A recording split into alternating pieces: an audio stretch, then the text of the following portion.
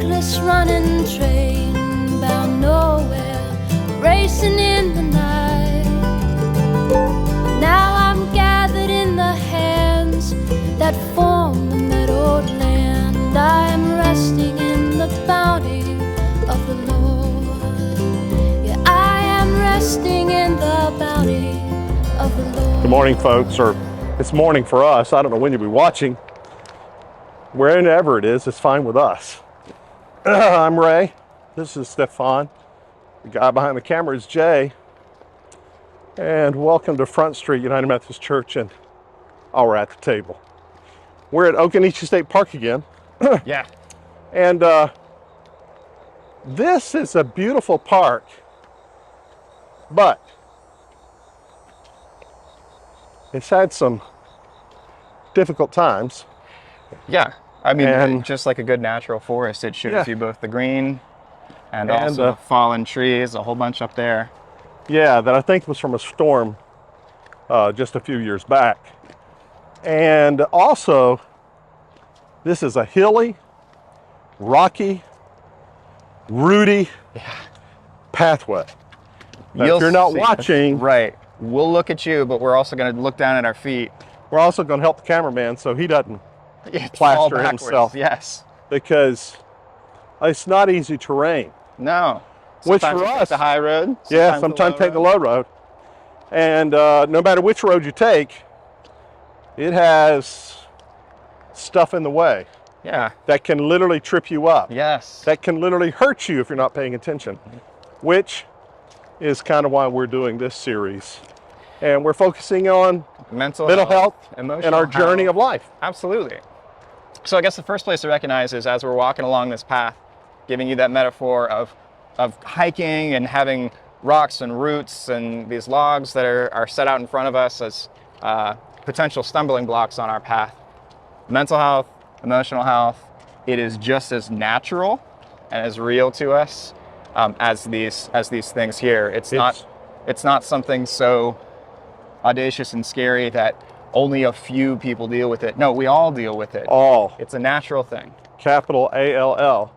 And you know, Stefan, there are mental health issues which may be like a broken arm. Mm-hmm. They hurt, they're terrible, not treated right, can leave a devastating effect. Yeah. But treated right, dealt with, you're going to move past, Yeah. and it'll be over.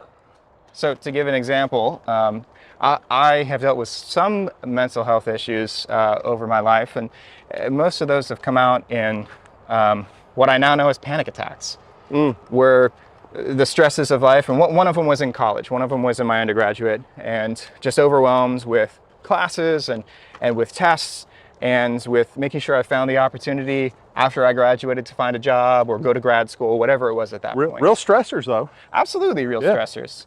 And I found myself walking along campus one day, thought everything was fine, thought I felt fine, and then all of a sudden, halfway from one class to the next, I have this tightness in my chest. I had a hard time breathing.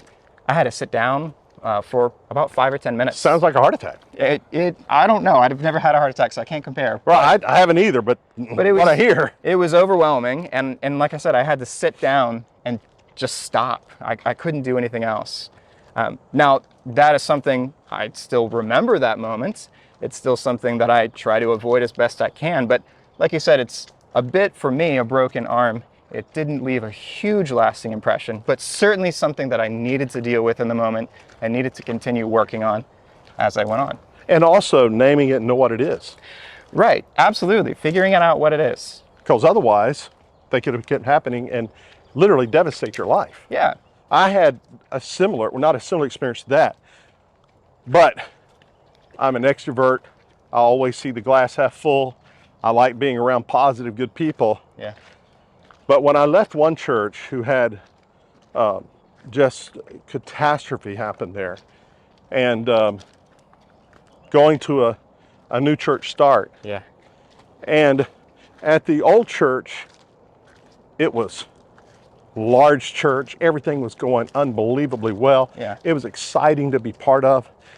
And then things came crashing down around me that I had nothing to do with. I was just there. Yeah. And had some real, when I went to the new church, kind of depression. It was depression. I didn't know it at the time because extroverts, high energy, glass half full, we never have problems. Yeah. Right? Everything had to be right. Going into the new church start, I told our congregation before, I would go in the early morning before worship to make sure all the plants were polished. Yeah. I mean, that kind of level of craziness. But I came to a point where I had no feeling, no joy, no sadness. I was walking through whatever I had to do. And if it hadn't been for my family and having to prepare messages every week, there was a span of time I don't know what I'd have done. A spiritual counselor and friend of mine who I talked to said, Ray, what you've done is you've gone from a place of promise that you were so excited to be part of, that you are part of, and it comes crashing down. And then you move to a new place. You never grieved. And you went from one stress level to a higher stress level. Yeah. And your body was just shutting you down. Yeah. As it should have, because you needed space. Well, my gut is somewhere in those continuums, your panic attack, my depression, those were kind of fleeting for, they lasted a while, but they were resolved. Sure. Or at least temporarily resolved. Sure. By reaching out. Yeah. For me, prayer, reflection, giving myself permission to be grace-filled Yeah. and mercy-filled for self. Yeah. That, you know what, buddy? This is God's church, it's not your church. Yeah. And it's okay. You don't have to be perfect or right. Yeah. Have everything. You don't have to have the plants polished. And I think for other people, while we may have those fleeting moments and they bring us crashing down for a time, but we're able to rally around and to learn from and to allow that experience to be. For other people, they have moments or maybe even periods of their life that weigh on them so heavily that it changes their life going forward. Yeah. So I can think of one person who has been was a caretaker for a loved one for a long time, a number of years. They were dealing with cancer and their own depression. And this person who was suffering from all of these pains and Watch out for the stumps. stumbling. This person who was suffering from all of these ailments, they basically had given up. Oh, They stopped fighting for themselves.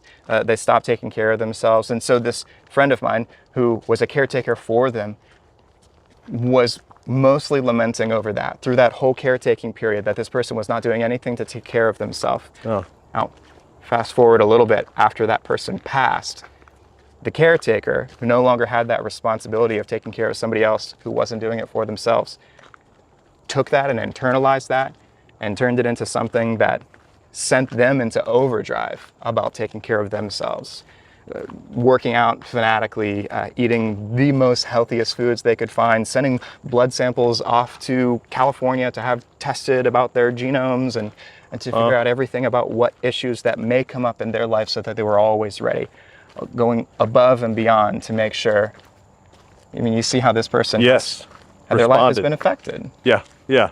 They didn't escape almost the wrath of that caretaking, Yeah. you know, which is sad. So some of us, now let me just say that some of us who are gathered are watching. The old man has to rest. There's some of us who may be watching who have, for lack of a better term, a continual mental health issue Yeah. that, barring a miracle, and miracles do happen and can happen, God can do anything God desires, really, but who will forever live with a mental health issue. We're not addressing that today, really. We're get on the edge of it. But for those of us who have to recognize there are mental health issues that come our way, that if we pay attention, respond, talk, pray, call a friend, a close friend that you can trust, you know, has got your back, would never divulge anything for any reason. Those are things that we can do to help move us from a place of maybe temporary or situational depression or fatigue or anxiety, to move us past, or at least know how to deal with those things in a good, healthy manner. Yeah. And so that's what we want to talk, that's what we're trying to talk about today, is those places. All of us, if you haven't, most of us, I would say 99% of us are going to hit some of those places. Yeah. Both of us agree that this stuff we think is biblical. It's very biblical. We see it. We see it. And we've talked a little bit in service already about how mental health and emotional health shows up all over the Bible. It does. And then I think Jesus is an important part of how we are reacting and how we are learning and how we are growing and healing, specifically healing through all of this. And so Jesus is kind of that example that I want to sit and ponder a little bit with you, because Jesus shows up and heals a lot of people. I was listening to some scripture this morning in my personal devotional, and it was a moment where Jesus is entering a town and he's healing a person who's been bedridden for a while with a fever. They haven't been able to leave their home. And it's interesting. Jesus rebukes the fever out of this person. Rebukes the fever. Don't you love that? Yeah, it's great. But he recognizes that person's sick. Very much so. You know, when you said that, as you're saying it, the thing that hit me was Jesus evidently gets in a boat with his friends and goes across the scary sea because there's someone that people have seen, but they're scared spitless of him. Yeah. Cast him out. He's living in the cemetery. Yeah.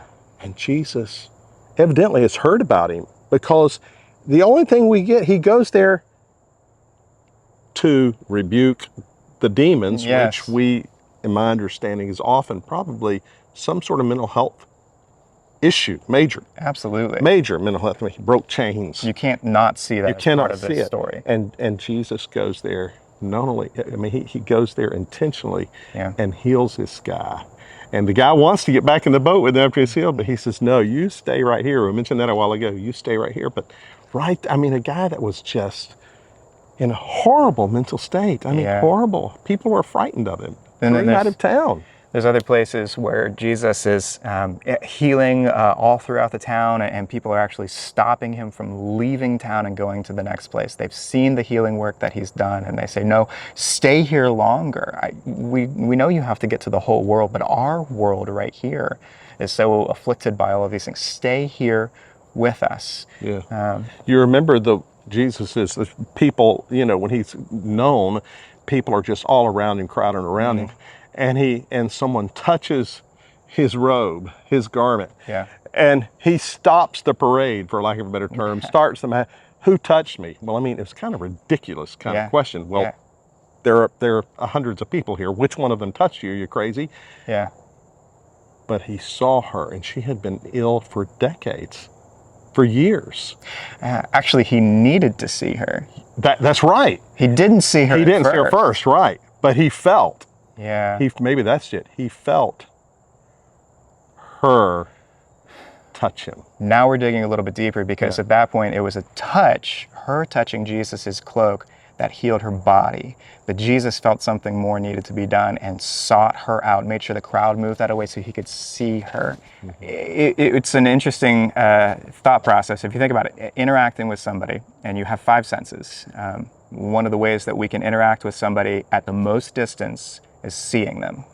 And then if you want to get a little bit closer, a little bit more personal, you can hear them. You have to be closer to be able to hear somebody than to see somebody. And then a little bit closer might be to touch. And Jesus employs all of these all of these things when he meets people. The woman and all of these are the people that Jesus healed. Jesus touched them. There was an intimacy and touch that was there. Jesus made sure to see them with his eyes, but then also to hear their stories. Some of the questions that Jesus asked was not do you have faith, not do you believe in me, but what's going on in your life? So Stefan, I was telling you about earlier, kind of when I hit that kind of depressed place where numbness and all that, and I called she's a counselor and an elder and a pastor, but her full-time work is spiritual formation and counseling. And what she said to me was, you here I am, a preacher, teacher, theologian type guy. And when she said, you haven't grieved or given yourself grace or given yourself mercy, and she said, Ray, I give you permission to do that. It makes me emotional now. I mean, weird, I didn't expect that, because she saw into me and gave me permission to be, which was freeing. So her seeing me just so reminds me that the Christ sees me. Well, the same is true for each of you, friends, and this is the offering for today, that in all the stresses of life, that if there's somebody in your life that you know of that will listen to you, that will hear you, that will see you in ways that are life-giving and healing, we hope that you will take the courage and to seek those out. I'll offer one small thing, which is, there's a place in Scripture we often look at as a place where we're trying to let go of our anxiety and worries of the world. It's when Jesus talks about seeing the birds of the air and the flowers of the field and how they don't toil, they have everything taken care of. Like, we can get caught up in the idea that, well, everything else is taken care of, I should just sit back and not do anything and be taken care of myself. But what if there was a small action in there for you? What if you just took that very first part, that very first command from Jesus, and just go out and actually see the birds, look at the flowers, take some time to actively rest, and see where that might lead you.